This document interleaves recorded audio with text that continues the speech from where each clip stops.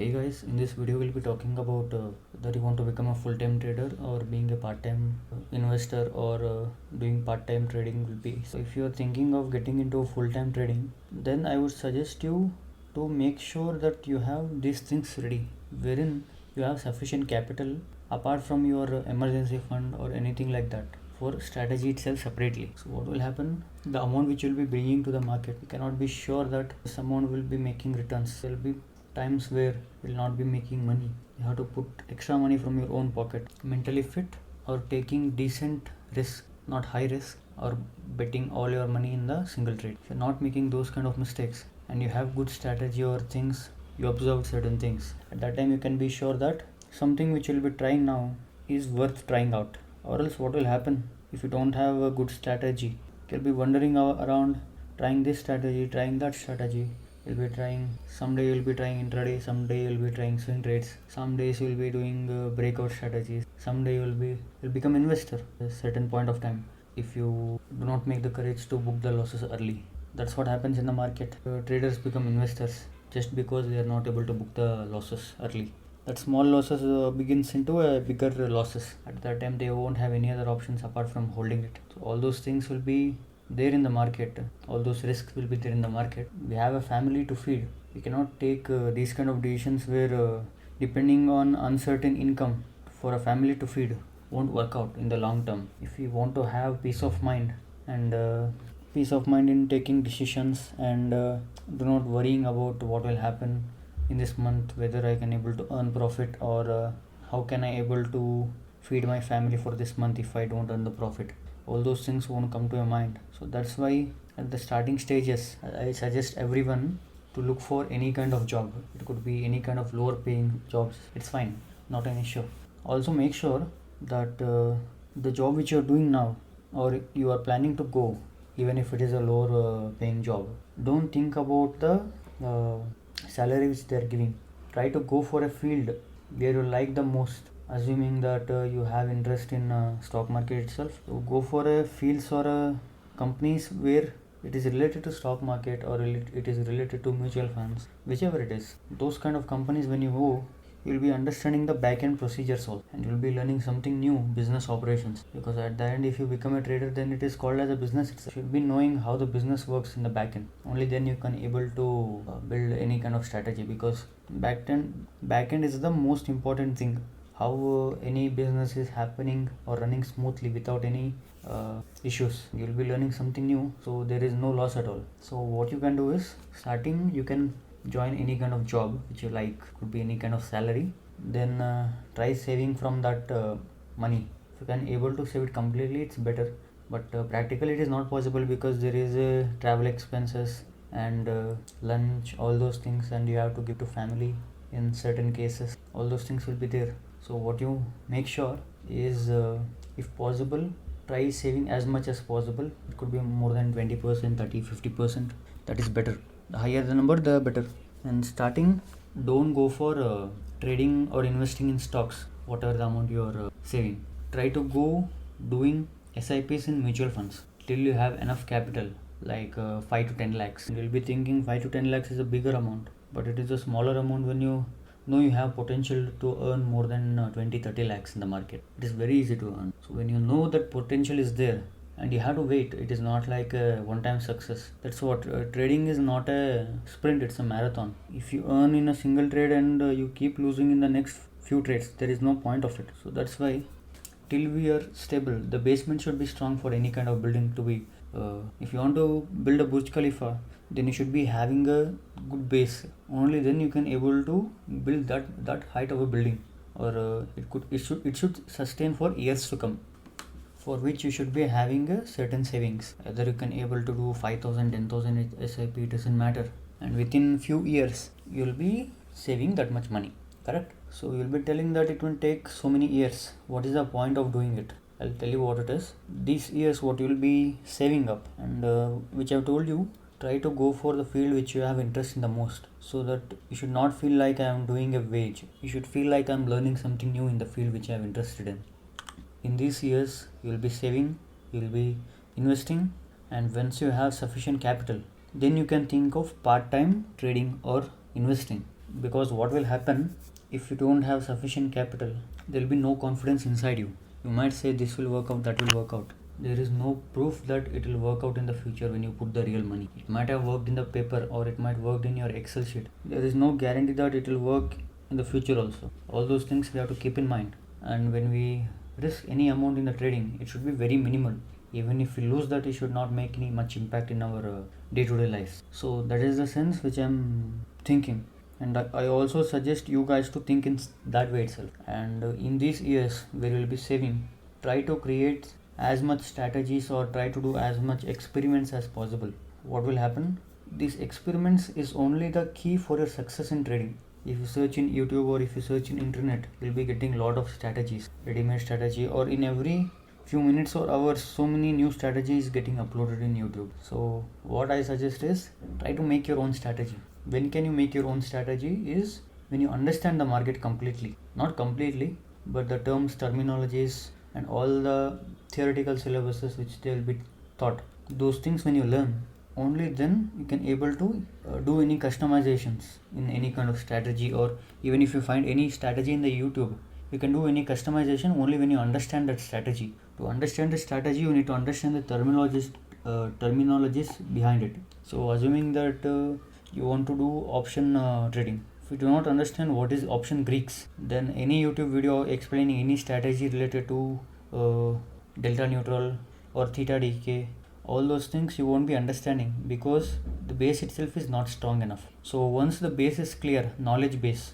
money base is separate, savings base, I'm talking about knowledge base. Once you have sufficient knowledge base, then you can able to do your own experiments, and you are just a scientist in this market where you find certain patterns or you observe something, and you are taking a paper, pen, notebook or Excel sheet, whatever it is, and you are writing it down, whatever you are observing, and you are trying to see what is the similarities or what is the repetitiveness in this. And once you find any repetitiveness, that thing you'll be backtesting or forward test. What you will do once you understand any kind of a pattern which is repeating, that you make a list in Excel sheet, whatever the pattern you're observing, and rules which you think is optimal as of now, because no rules will be perfect when you're starting out. Every strategy will be what they call won't be as strong as you think or as perfect as possible. So every strategy starts with zero itself. So once you understand any kind of pattern, and you list it down whatever you're observing, and from the next day itself you start observing any stocks or any indexes is showing this pattern based on your long or short, whatever it is. Try writing it down in a Excel, and target and losses that you have to decide how much you want to keep it. And once you have 100, 200 or more than that, only then you can able to check the probability of. Until and unless you have 100 or 200 trades, you cannot tell what is the probability of this strategy. Along with that, you should be knowing what is your risk to reward and what is your win rate. Assuming that I maintain personally 1:3 and above, and for 1:3 and above, even if you have 35% or 33% of win rate, you're good, you're profitable from that stage. So, and when I fix 1:3 and I get to see that I have a profitability ratio of 43%, I'm sure that this strategy is able to make profit in the long end. So that when I shortlisted by doing 100 trades or 200, 300 trades, then later once I got this information, I'll start observing in even depth on how do I increase the profit and how do I reduce my losses. All those things will be separate Excel, because the base strategy which you have formed is a XYZ strategy version 1. Okay, you do not have to modify anything in version 1. You'll open another Excel or another sheet below as version 2. In that you'll be doing certain modification, assuming that you have to modify only one thing, because you do not have to mix it up. You have to reduce the risk, increase the profit. It should not be like that. You should have to focus only on changing one thing and seeing what is the result which you are getting. Only then you will be having a clear idea whether your changes is really working or not. If you mix two different things, you will not know because of first thing it is changing or because of second thing it is changing. So when you have XYZ strategy version 2, assuming that you want to increase your target, check what is the risk to reward in that strategy suits better. If you have kept 1:3 as me and you think, yeah, it has given a good return, So what is there to optimize? There is a room to optimize, and you have to optimize, because all the strategies won't work for a longer end, and you have to keep on doing experiments, and you have to keep on doing learning. Only then you can able to sustain in the market. And once you start making changes in the version 2, try checking for 1:4, try for 1:5, 1:2. Sometimes you'll be having better probability or better money making chances in 1:2. You would have not find it out, because you think 1:3 is the best and it is working. What is there for me to improvise? So only when you try to improvise it, you will get to know whether the previous one is better or this is a shit strategy. Once you made the decision that you want to modify only target for version 2, and check all the variations in that, and see which variation brings the best profits, and assuming that you get 1:3 itself or 1:4 gets the better profits. Now try applying 1:4 and try other combination like reducing that risk. That will be version 3 with 1:4 risk to reward and reducing your SL. That will be your version 4. And once you backtest that data, you'll get to know whether you can reduce that SL or you have to reduce your profitability, or whether you can really reduce the SL or not. And once all those things are cleared, try to backtest for 1 year, 2 year. And anyways, you'll be doing investments for years, 2 to 3 years or more than that, or 5 years. You'll be having plenty of data to backtest, and you will be having plenty of time. In the meanwhile, you try doing another strategy backtest or creating new strategies, so you won't be depending on single strategy. And from these years of your research and development, you'll be finding a decent strategy, because no strategy is a good strategy or a perfect strategy. Every strategy will be having certain flaws. So you'll be finding out that in few years, because in a few months you won't be understanding what is the real flaw. Only when you stick to 1 year, 2 years with the same strategy without any modification, you will understand the flaws of it. Then later on you can proudly say with confidence that I have a decent strategy which makes money. And from your subconscious mind, you are confident within. And even if you want to put money, you will say, yes, I can put it, not an issue. And even at that time, till now we will be backtesting it. But in the future part, you have to put a small money, because you cannot put a large amount of money. And even without putting the money, we cannot say that the strategy has worked, we'll put complete money, because emotions, you have not known how it has reacted till now, because there was no money involved. And when the money is involved, at that time the variation of the emotions is completely different, and the trades works in a completely different picture. So try to make strategy as rule based as possible and as measurable as possible. You can say that I will enter in the breakout trades, but how will you confirm that this is a breakout, or what is the criteria of the breakout?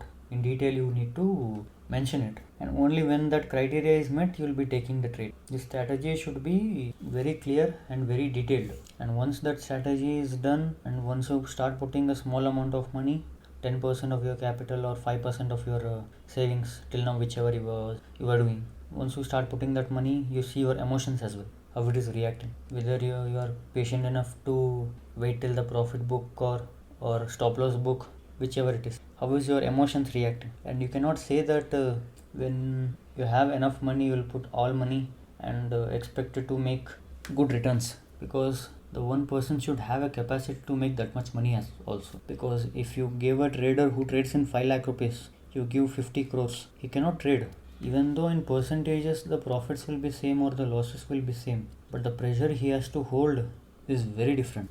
So that's why slowly, steadily increase your exposure or investment exposure. Do not increase rapidly.